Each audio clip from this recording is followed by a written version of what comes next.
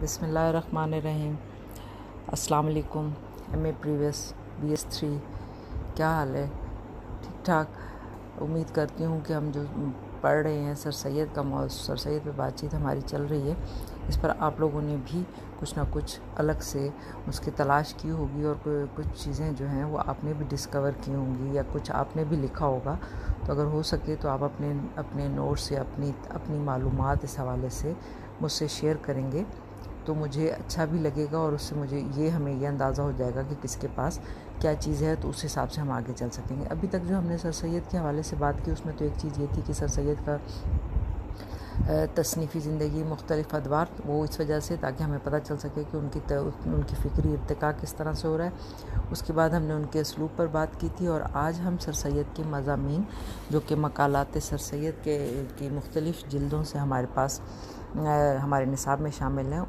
ان کا مطالعے کا آغاز کریں گے۔ تو پہلے 4 مضامین ہیں ان کے ہمارے اس میں نصاب میں، جس میں سے پہلے جو مضمون میں نے چنا ہے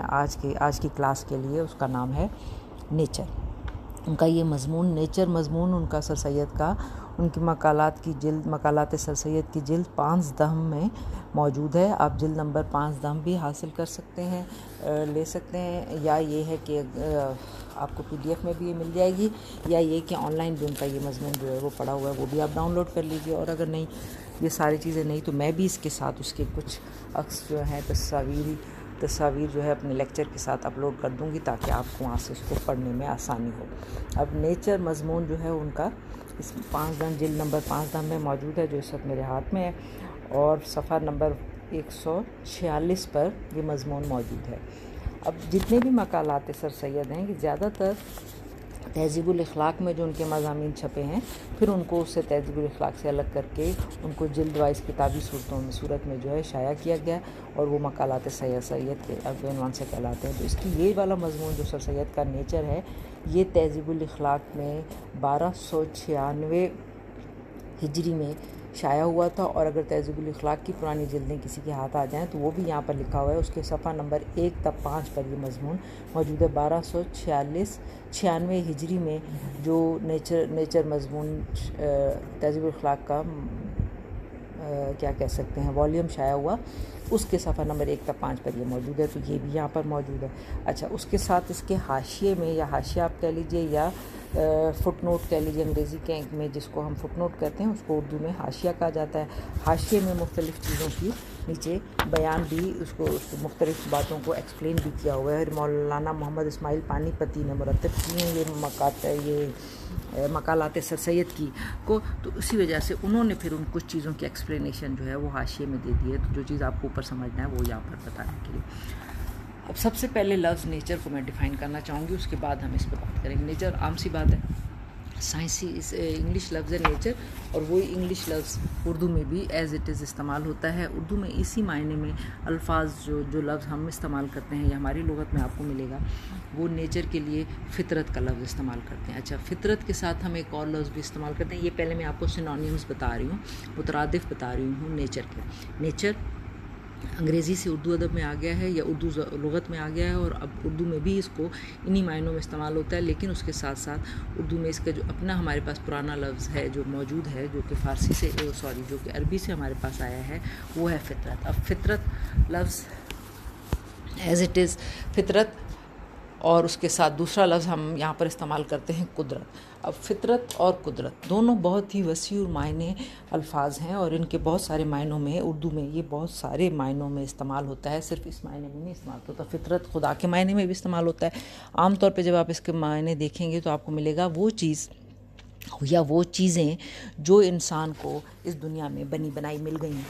ٹھیک، جو کہ ہم نے نہیں بنائی، جو اب کہ ہم نے آنکھ کھولی یا اس دنیا میں آئے تو اس پہ ریسرچ کرنا شروع کی، تو وہ پہلے سے یہاں پر موجود تھیں، جیسے درخت، جیسے پہاڑ، جیسے زمین، جیسے بادل، ٹھیک ہے، جیسے چاند، جیسے سورج، جیسے ستارے۔ دس از نیچر۔ ایسی چیزوں کو نیچر کہتے ہیں، جو کہ پہلے سے یا ہمارے پہلے سے موجود تھیں، یا بنی بنائی ہمیں مل گئی ہیں، ان کا مالک یا ان کو تخلیق کرنے والا کوئی اور ہے۔ اسی طریقے سے دوسرے معنی میں ہم اس کے لیے دوسرا لفظ استعمال کرتے ہیں قدرت۔ اب یہ جو قدرت ہے وہ بھی خدا کے لیے بھی استعمال ہوتا ہے، جو کہ خالق ہے، قدرت کی مرضی جو وہ کرے، ٹھیک ہے نا، ان معنوں میں بھی آپ اس کو استعمال کرتے ہیں. لیکن قدرت کو پھر ہم طاقت اور ایبلٹی کے معنی میں بھی استعمال کرتے ہیں. طاقت یا پاور اور ایبلٹی کے معنی میں کیسے استعمال کرتے ہیں؟ میری یہ قدرت ہی نہیں ہے، مجھ میں اتنی طاقت نہیں ہے، یا یہ ہے کہ یہ مطلب ان معنوں میں کہ انسان کے اندر کچھ کرنے کی طاقت، کچھ آپ کر سکیں، ان معنوں میں بھی استعمال ہوتا ہے. تو مطلب یہ کہ جب ہم الفاظ کو مختلف معنوں میں جب ہم ان کو استعمال کرتے ہیں تو ان کو انہی معنوں میں اسی طریقے سے پھر اس کو وسیع البیان اس کا جو ہے معنی بدلتے چلے جاتے ہیں. تو اب یہاں پہ لفظ آیا نیچر، کیونکہ یہ ان دنوں میں نیا لفظ ہمارے پاس انٹروڈیوس ہوا تھا. اور جیسے کہ ہم سر سید پر بات کرتے ہوئے میں نے آپ کو بتایا تھا کہ ریشنلزم اور ایک نیچرلزم کی جو تحریک تھی وہ یورپ میں ان دنوں پہ اپنے عروج میں تھی، اور مختلف ادباء اور مختلف محققین اور مختلف شعبہ زندگی اور مختلف شعبہ علوم کے مختلف ماہرین جو ہے وہ اس حساب سے یا ان چیزوں کے اوپر ریسرچ کر رہے تھے. تو اس تحریک کو نیچر تحریک جو ہے چلی، اور جس میں یہ کہ ہم اپنی شاعری میں، اپنی تحریروں میں قدرت کو یا خدا کی یا دنیا میں جو پہلے سے چیزیں ہمارے ارد گرد حسین نظارے موجود ہیں ان کی پریز، ان کی تعریف کی جائے. تو اس کے حوالے سے آپ مختلف شعراء، انگریزی شعراء کو بھی دیکھتے ہیں. اسی طریقے سے پھر آگے چل کے آپ اردو شعراء میں بھی آپ کو ان چیزوں، اس طرح کی چیزیں اسی تقلید میں نظر آئیں گی، جو کہ اسی نیچرلزم کی تحریک سے ہمارے یہاں آئی تھیں. اور پھر جو اس تحریک کے جو ساتھ چلنے والے لوگ تھے ان کو نیچرلسٹ کہا جاتا تھا. اچھا، اب یہ تو معنی ہو گئے، میں نے آپ کو اس کے لغوی معنی بتائے. نیچر کا مطلب کیا ہے؟ جو بنی بنائی چیز، قدرت کی طرف سے بنائی ہوئی چیز یا جو بھی. لیکن اس کو ایک اپوزٹ معنی میں بھی، لیکن جب یہ نیا لفظ ہمارے یہاں آیا اور یہ تحریک جب ہمارے یہاں اس کو ابھی سمجھ نہیں آئی، تو اس کو ایک غلط معنوں میں بھی یا ایک ان کو کسی اور معنی میں بھی استعمال کیا جانے لگا، اور اسی وجہ سے سر سید کے لیے لفظ استعمال کیا جانے لگا. اب ان معنوں میں، غلط معنوں میں، مطلب یہ کہ کیسے غلط معنوں میں بتاتی ہوں. جیسے کہ نیچرل تحریک کے جو لوگ اس تحریک کے ساتھ چلنے والے لوگ ہیں یا جو اس کے ممبر ہیں یا کارکن ہیں، تو ان کو کہا جائے گا نیچرلسٹ. ہاں، جیسے نیچرل سائنس ہے تو نیچرل سائنس میں سے بایولوجیکل سائنس والا آدمی ہے تو وہ بایولوجسٹ کہلائے گا. لیکن نیچرل سائنسز تو پھر نیچرلسٹ ہو جائے گا. تو یہاں لیکن جب یہ اردو میں جب یہ نیا لفظ آیا تو یہ نیچر یا نیچرلسٹ کا لفظ جو ہے وہ لا مذہب یا لا دین یا مولد کے لیے استعمال کیا جانے لگا. مطلب گالی کے طور پہ اس کو سمجھا جانے لگا، برا لفظ سمجھا جانا. مطلب جس کو یہ کہا جائے کہ تم تو نیچرلسٹ ہو، تو وہ اس کو ان معنوں میں لیتا تھا کہ یہ مجھے ملحد کہہ رہا ہے یا یہ مجھے لا مذہب کہہ رہا ہے، تو وہ اس کو ایز اے گالی کے طور پہ لیا جاتا تھا. تو سر سید کو بھی جب یہ لوگ کہتے تھے نیچری ہے یا نیچری ہے یا نیچرلسٹ ہے، نیچری لفظ استعمال ہوتا تھا. ہم نیچرلسٹ انگریزی لفظ ہے، اس کا اردو میں پھر اس نیچر کو پرووک کرنے والے یا اس کے لیے کام کرنے والوں کو نیچری کہا جاتا تھا. تو وہ گالی کے طور پر یا برے لفظوں کے طور پہ یا لا مذہب کے طور پہ یا جو مذہب سے پھر جانے والے لوگ ہیں اس طور پر اس کو لیا جاتا تھا. تو سر سید اس بات کو برا نہیں مانتے تھے. اب وہ جب سر سید اس بات کو برا نہیں مانتے تھے اور وہ کہتے تھے کہ جی یہ میں کیوں کسی کی نیت پہ شک کروں اگر آپ ایک گالی. اب یہ جب آپ مضمون ہم اس کا پڑھنا شروع کریں گے تو اسی لفظ پہلے نیچرلزم، یہ جو مضمون ہے سر سید کا نیچر، اس میں پہلے وہ نیچر کو ڈیفائن کرتے ہیں اور اس کے مذہب کے حوالے سے اس پر بات کرتے ہیں. اور پھر اگلا جو اس کے بعد اسی کے بعد، حالانکہ وہ ہمارے نصاب میں شامل نہیں ہے لیکن اگر آپ اس کو بھی پڑھیں گے تو آپ کو پتہ چلے گا کہ پھر وہ نیچری کو ڈیفائن کرتے ہیں اور پھر وہ بتاتے ہیں کہ میں کیوں اس کو برا نہیں مانتا. مطلب میں اس بات کو کیوں برا نہیں مانتا کہ لوگ اگر مجھے نیچری کہتے ہیں تو میں یہ کیوں سمجھوں کہ وہ مجھے برے معنوں میں نیچری کہتے ہیں، میں اس کو پازیٹیو معنوں میں کیوں نہ لوں، میں کسی کی نیت پہ کیوں شک کروں. ٹھیک، اب دیکھیے ذرا، اب میں اس کا پہلا مضمون کو پڑھتی ہوں. پہلا پیراگراف اس کا سمپل تھوڑا سا کچھ لائنیں پڑھتی ہوں تاکہ آپ کو پتہ چلے. اب سر سید اس میں لکھتے ہیں کہ اچھے الفاظ بھی جب بری نیت سے استعمال کیے جائیں تو برے ہو جاتے ہیں. ٹھیک، ہمیں کیا پتہ، نیتوں کا دار و مدار تو اعمال پر ہے، اور اللہ کو پتہ ہے کہ ہمارے دل میں جب آپ کوئی کام کرنے جا رہے ہیں تو آپ کے دل میں کیا ہے دوسروں کو نہیں پتہ. تو سر سید کہتے ہیں کہ جب کسی بھی بات، اچھے الفاظ کو بھی یا اچھی باتوں کو بھی جب آپ برے نیت سے جب آپ اس کو استعمال کرتے ہیں تو وہ برے ہو جاتے ہیں. آپ بڑے عالم ہیں، سیدھا سا ایک لفظ ہے، سر سید یہاں لکھتے ہیں آپ بڑے عالم ہیں، آپ تو بڑے پہنچے ہوئے ہیں. ہاں، یہاں پہ سر سید نے لکھا، میں یہ لفظ، آپ تو بڑے پہنچے ہوئے ہیں، تم تو بڑے حضرت و جناب. تو اب یہ الفاظ کہتے ہیں سر، آپ تو بڑے عالم ہیں، سر سید لکھ رہے ہیں کہنے والے کی نیت سے بڑے جاہل کے معنوں میں ہو جاتا ہے. اگر آپ اگلا کہنے والا اس کو تنزن آپ کو کہہ رہا ہے، اگر اس کے دل میں آپ کے لیے کوئی بغض ہے تو پھر یہ آپ تو بڑے عالم ہے سیدھا سا لفظ ہے، تو ہو سکتا ہے کہ وہ آپ کی علمیت کا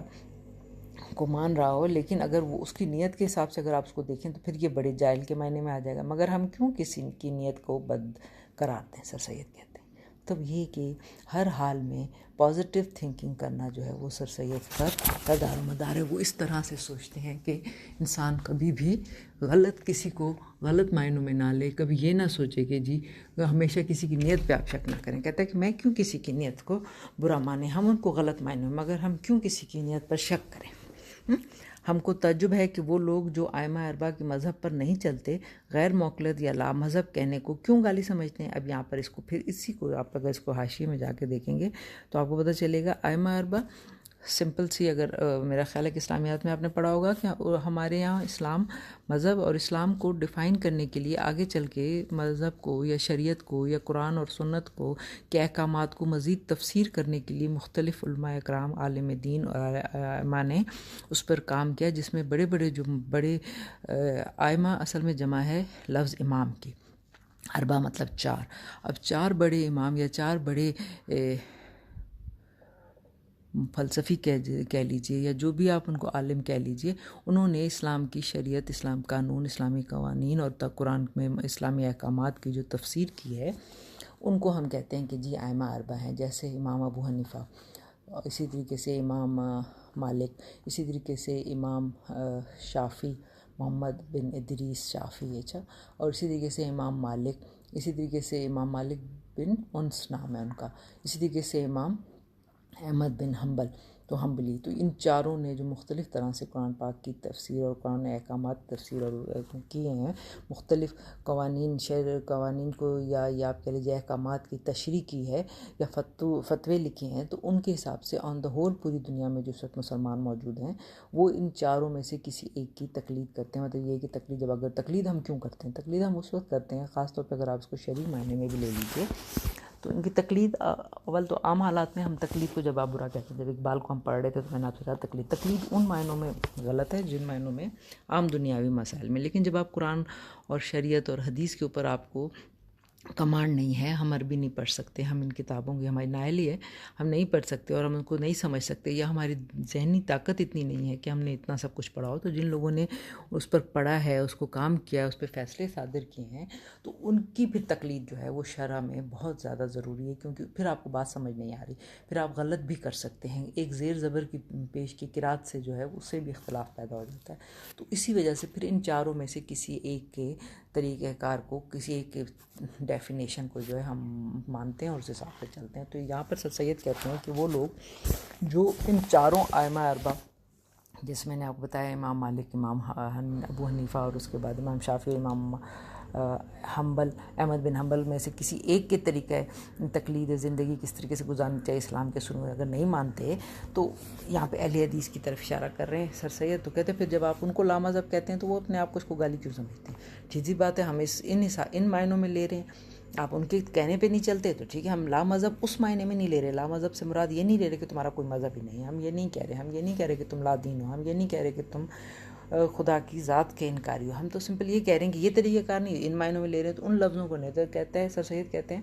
کہ مجھے جب کوئی یہ کہتا ہے کہ میں نیچری ہوں تو میں اس کو گالی نہیں سمجھتا، میں اس کو خوشی کے طور پہ اس کو استعمال کرتا ہوں، میں اس کو پازیٹیو معنوں میں لیتا ہوں، مثبت طریقے سے اس کو ایکسپلین کرتا ہوں، اور پھر اپنی اس بات کو کہ میں اس کو مثبت کیوں لیتا ہوں، اس چیز کو ڈیفائن کرنے کے لیے یا اس چیز کو مزید ایلیبریٹ کرنے کے لیے سر سید قرآن شریف کی سورہ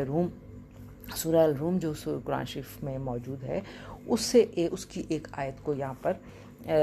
بیان کرتے ہیں، لکھتے ہیں، اور اس کو بیان کرنے کے بعد اس کا ترجمہ میں یہاں پہ سر سید نے آیت بھی لکھی ہے، اس مضمون میں موجود ہے، اس کے بعد اس کا ترجمہ بھی لکھتے ہیں۔ وہ اپنی بات کو بیان کرنے کے لیے قرآن شریف کی سورہ روم سے جو ہے ایویڈنس یا اٹھاتے ہیں اور اس کو یہاں پہ ڈیفائن کرتے ہیں۔ سورہ کی جو آیت انہوں نے دی ہے سر سید نے، اس کا سمپل سا ترجمہ اگر میں پڑھوں تو وہ کہتے ہیں کہ قرآن شریف کی آیت کا ترجمہ ہے، سیدھا کر اپنا منہ خالص دین کے لیے جو نیچر خدا کا ہے۔ یہاں پہ ٹھیک فطرت ہے، عربی میں لفظ لکھا ہوا ہے فطرت اللہ، تو سر سید اس کا ترجمے میں لفظ نیچر لکھ رہے ہیں، جس پر لوگوں کو بنایا ہے، خدا کی پیدائش میں کچھ تبدیلی نہیں ہے، یہی مستحکم دین ہے، وہ لیکن اکثر لوگ نہیں جانتے۔ خدا نے جو کچھ پیدا کیا اس میں کبھی کوئی تبدیلی نہیں آئے گی، کوئی اس کے اندر جو ہے غلطی نہیں ہے، کوئی اس کے وہ مستحکم ہے، اس کے اصول کائنات کی تخلیق کرنے کے اور چیزوں کو بنانے کے، اس کے چلانے کے، کبھی اس میں کوئی جھول نہیں آئے گا، کبھی آپ اس میں کوئی غلطی یا کمی پیشی نہیں دیکھیں گے۔ تو اس آیت کو سر سید پیش کرتے ہیں اور کہتے ہیں جب خدا کا خود دین جو ہے وہ نیچر ہے، فطرت ہے، تو پھر اگر مجھے کوئی نیچری کہتا ہے تو اس کا مطلب ہے میں تو اپنے حق سچ کے دین کے اوپر ہوں۔ پھر لفظ اسی جو نیچر خدا فطرت اللہ کا جو لفظ کو معنی میں سر سید لے رہے ہیں، اس کی مزید تفصیل میں جاتے ہیں تو شاہ ولی اللہ بہت بڑے کہتے ہیں محدث، اور شاہ ولی اللہ ایک بہت بڑے عالم دین تھے، اور اس کے ساتھ سیاستدان، تفسیر بھی انہوں نے قرآن شریف کی جو ہے، قرآن شریف کو فارسی میں ترجمہ بھی کیا تھا ہندوستان میں انہوں نے۔ پھر شاہ ولی اللہ، اور پھر شاہ ولی اللہ کے ساتھ ساتھ ابن عباس کی تفسیر، ابن عباس ہیں، انہوں نے تفسیر لکھی تھی قرآن شریف کی، ان دونوں سے کی تفاسیر سے مطلب نکالتے ہیں، فطرت اللہ کا ترجمہ کیا کرتے ہیں، کہتے ہیں کہ فطرت اللہ جو عربی کا لفظ ہے، شاہ ولی اللہ نے بھی اپنے ترجمے میں بھی اور ابن عباس نے اپنے ترجمے میں بھی فطرت اللہ کا ترجمہ ترجمہ کیا ہے دین خدا کا۔ تو یہ دونوں بڑے صاحب دین جو بڑے بڑے لوگ ہیں، عالم دین، شاہ ولی اللہ بھی اور ابن عباس بھی، ان دونوں نے جب فطرت اللہ کا ترجمہ کرتے ہیں دین خدا، تو بس جو ہمارے خدا کا مذہب ہے وہی ہمارا مذہب ہے۔ تو سر سید کہتے ہیں کہ پھر جو میرے خدا کا مذہب ہے، اور اسی فطرت اللہ کو جب مذہب نکلتا ہے دین خدا، تو پھر اگر میں نیچری ہوں یا نیچرلسٹ ہوں یا فطری ہوں یا فطرت کے حساب سے اس کی مدد کرتا ہوں یا اس کے حساب پہ چلتا ہوں، تو پھر میں اس کو گالی کیوں سمجھوں؟ وہ خود اپنے میں تو خدا کے بنائے ہوئے دین کے اوپر ایز اٹ از چل رہا ہوں، اور میں چاہتا ہوں کہ جو دنیا میں غلطیاں یا خرابیاں جو انسانوں میں پیدا ہو گئی ہیں، یا جو کہ میری قوم میں جو کمزوریاں آ گئی ہیں، میں اس کو ختم کروں۔ کہتا اگر آپ دیکھ لیجیے، جب آپ حضرت موسیٰ علیہ السلام نے جب آگے چل کے وہ اس کو بیان کرتے ہیں اور اس کو اچھا پھر اپنی بات کو مزید دلیل دینے کے لیے یا اپنی بات کو مزید استدلال قائم کرنے کے لیے سر سید مزید کہتے ہیں اپنے اس میں پھر وہی کہ مذہب سے اور ان چیزوں سے جو ہے وہ اپنے لیے مدد لیتے ہیں اور اس کو ڈیفائن کرتے ہیں۔ وہ کہتے ہیں کہ دیکھیں یہاں پر ایک پیراگراف موجود ہے پیج نمبر 148 پہ، وہ کہتے ہیں کہ کس نے خدا کو اور کس طرح، کسی نے خدا کو اور کسی طرح نہیں جانا، اگر جانا تو نیچر ہی سے جانا۔ موسیٰ نے رب ارنی کے جواب میں کیا سنا؟ دیکھیں حضرت موسیٰ علیہ السلام کا واقعہ کو یہاں بیان کرتے ہیں کہ جب انہوں نے کہا تھا کہ اللہ مجھے نظر آ، یا میری مدد کر، یا میرے سامنے میں تجھے دیکھنا چاہتا ہوں، تو جواب میں کیا اللہ تعالیٰ کا وہاں سے کیا آیا، جو آواز آئی تھی، لن ترانی ولکن انظر الی الجبل، پہاڑ پر کیا دیکھا موسیٰ علیہ السلام نے؟ ٹھیک، پھر انہی دونوں اس چیز کو ہی بیان کرتے ہوئے سر سید لکھتے ہیں کہ وہی نیچر قانون قدرت کا نمونہ تھی۔ خدا خود کو کس طرح سے ڈیفائن کر بولا کہ جس نے زمین کو تمہارے لیے بچھونا اور آسمان کو دیرہ بنایا اور آسمان سے پانی برسایا، جس نے تمہارے کھانے کے لیے طرح طرح کے میووں کو اگایا، وہی خدا ہے۔ بولا کہ سمجھداروں کے لیے آسمانوں اور زمینوں کو پیدا کرنے، رات دن کے مختلف ہونے، کشتی کے دریا میں چلنے، آسمان سے پانی برسنے، زمین سے مر کے زندہ ہونے، اس پر چلنے والوں کے پھیلنے، ہواؤں کے ادھر ادھر ہونے، بادلوں کے آسمان اور زمین میں ادھر ادھر ہونے میں ہی خدا کے ہونے کی نشانیاں ہیں۔ مطلب جب آپ خدا کی تلاش کے لیے نکلتے ہیں، جب آپ خدا کو ڈھونڈنا چاہتے ہیں، جب آپ یہ چاہتے ہیں کہ میں خدا کو دیکھوں، تو خدا کی قدرت کو دیکھیں۔ قدرت کو، جب خدا کی نیچر کو، جب آپ فطرت کو دیکھتے ہیں، آپ اپنے ارد گرد چیزوں کو دیکھتے ہیں، اسی سے آپ خدا کو پہچان جاتے ہیں۔ کوئی تو ہے جو نظام ہستی چلا رہا ہے نا؟ تو یہ جو بیلنس ہے، یہ جو خدا کی طرف سے ہر چیز بالکل متوازن، بالکل بیلنس طریقے سے چلے سموتھ طریقے سے چلے جا رہی ہے، یہ کیا ہے؟ کو چلانے والا کون ہے؟ دن سے رات اور رات سے دن کو بدلنے والا کون ہے؟ ہمیں زندگی دینے والا کون ہے؟ اس زندہ کرنے والا اور پھر زندہ کر کے مارنے والا اور پھر مار کے دوبارہ زندہ کرنے والا کون ہے؟ زمین میں آپ بیج بو دیتے ہیں، تو وہ اس ساری چیزوں کو سر سید بیان کرتے ہیں اس مضمون میں، اور اس بیان کرنے کا بنیادی مقصد سر سید کا یہی ہے کہ وہ کہتے ہیں کہ بجائے اس کے کہ ہم ان معنوں میں، لفظوں کے ہیر پھیر میں، لفظوں کے الٹے سیدھے معنوں میں لوگوں کی نیتوں پہ شک کرنا شروع کر دیں اور ایک دوسرے کو لا دین، لا مذہب، ولحد کہیں، بجائے اس کے اس چیز کو کہنے کے جو آپ کو اپنی طور پہ صحیح سمجھتے ہیں، حق کے خود ارادیت، اور اس کے ساتھ ساتھ جس کو کہتے ہیں نا رائے دہی کے حق، عزت، دوسرے کی رائے کا بھی احترام کریں، اپنی رائے کو پیش کرنا، اور اپنی رائے کو پر قائم رہنا چاہتے ہیں تو بھلے آپ رہیے، لیکن دوسرے کی رائے، دوسرے کی آرا کو ضرور سنیں۔ ایک برداشت، ایک ٹالرنس آن دا ہول، اگر آپ اس کو دیکھیں تو ٹالرنس کا درس دے رہے ہیں اس مضمون میں سر سید کہ کیسے ٹالرنس کا درس دے رہے ہیں. ٹالرنس کا درس یہ ہے کہ اگر آپ کو کوئی برا کہہ رہا ہے, اگر آپ کوئی بات کہہ رہا ہے, تو آپ بجائے اس کے کہ اس کے ساتھ لڑنے کے لیے کھڑے ہو جائیں, آپ اس کو بولیں کہ تم نے مجھے ان معنوں میں برا کہا ہے, نہ مانیں آپ اس کو, نہ لڑیں آپ اس سے. اس نے کہا ہے, یہ اس کا حق ہے, رائے دہی ہے کہ وہ رائے دے رہا ہے, وہ اس طرح سے دے رہا ہے. آپ کا حق یہ ہے کہ اگر آپ سمجھتے ہیں کہ آپ اپنی جگہ پہ صحیح ہیں, اس کی بات سمجھنے کے باوجود بھی, سننے کے باوجود آپ یہ سمجھتے ہیں کہ میں بالکل ٹھیک ہوں اور یہ مجھے غلط سمجھ رہا ہے, تو ٹھیک ہے, آپ اپنی رائے پہ قائم رہیں, بجائے اس کے کہ لڑائی جھگڑا کریں اور معاشرے میں جو ہے فساد پیدا کریں. اب اسی جیسے حضرت موسیٰ علیہ السلام کے واقعے کو انہوں نے یہاں پر بیان کیا, کہتے ہیں انہوں نے سر سید نے بالکل اسی طریقے سے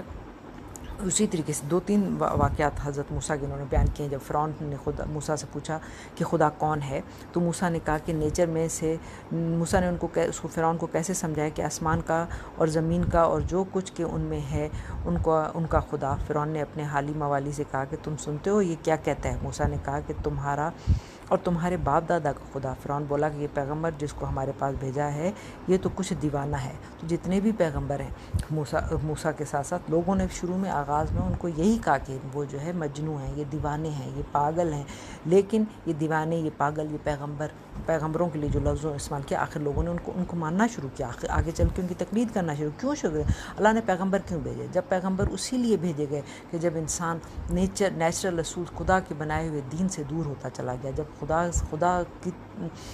کی بنائے ہوئے قانون فطرت کی خلاف ورزیاں انسان نے شروع کی, تب اللہ تعالیٰ نے پیغمبر بھیجے تاکہ وہ آ کے ہمیں سیدھا رستہ دکھائیں, سنواریں, ہمارے راستے کو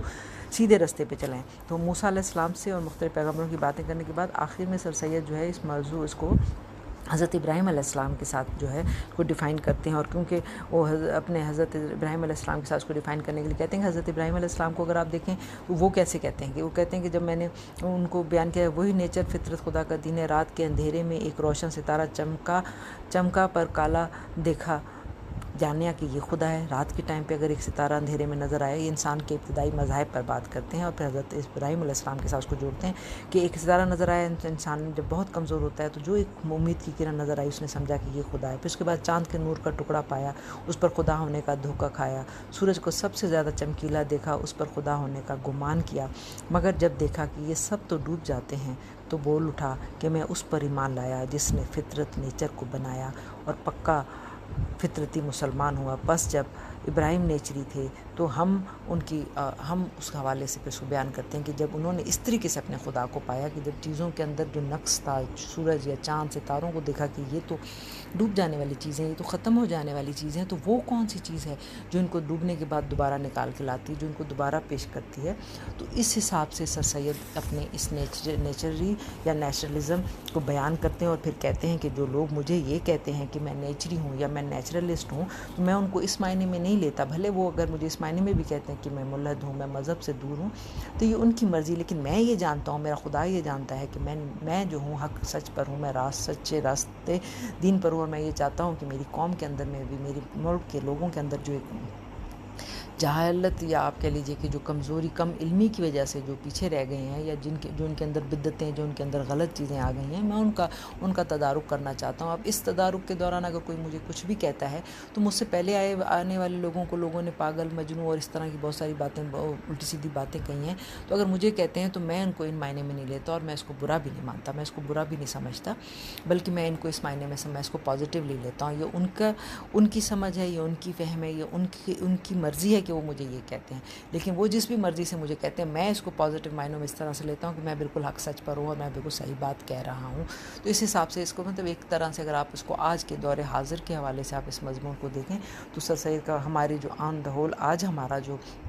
وتیرہ ہے, ہماری قوم کے اندر جو ٹالرنس, برداشت کا جو مادہ جو ہے وہ ختم ہوتا چلا جا رہا ہے, اور ہم دوسرے کی آرا, دوسرے کی بات, دوسرے کا طریقہ کار کو برداشت بالکل نہیں کرتے, اور ہم چاہتے ہیں کہ سب کے سب لوگ ہمارے جیسے ہو جائیں, اور میں جو کہہ رہا ہوں بالکل میری طرح چلیں, میرے جیسے ہو جائیں. مطلب یہ کہ جس چیز پر میں عمل کرتا ہوں یا جس کو میں سچ سمجھتا ہوں سب اس کو سمجھیں, تو ہمیں یہ نہیں کرنا چاہیے. ہمیں کیا کرنا چاہیے, ہمیں برداشت کرنی چاہیے, ہمیں ٹالرنس, مطلب خود تو ہم موجود ہیں لیکن اگر ہمارے ساتھ ہمارے جیسا کوئی اور نہیں ہے, یا اگر کسی اور کا کوئی اور سوچ ہے, کسی اور کی کوئی اور رائے ہے, تو اس کی رائے کو بھی سنیں, اگلے کی رائے سنیں اور اس کا احترام کریں, بجائے اس کے کہ سب لوگ میری رائے پر چلنا شروع ہو جائیں. ایسا نہیں ہوگا. جب آپ کسی کی رائے پہ نہیں چلتے تو کوئی آپ کی رائے پہ کیوں چلے گا. تو ہمیں صرف اس طرح سے بتا کہ میرے پاس جو حقوق ہیں میرے جو حقوق ہیں اسی طریقے سے تمام انسانوں کے وہی حقوق ہیں. تو جب ہم اس طرح سے سوچیں گے تو معاشرے میں ٹالرنس بھی ہوگی, معاشرے میں ایک دوسرے کی بات کو بھی سنا جائے گا اور ایک دوسرے کی بات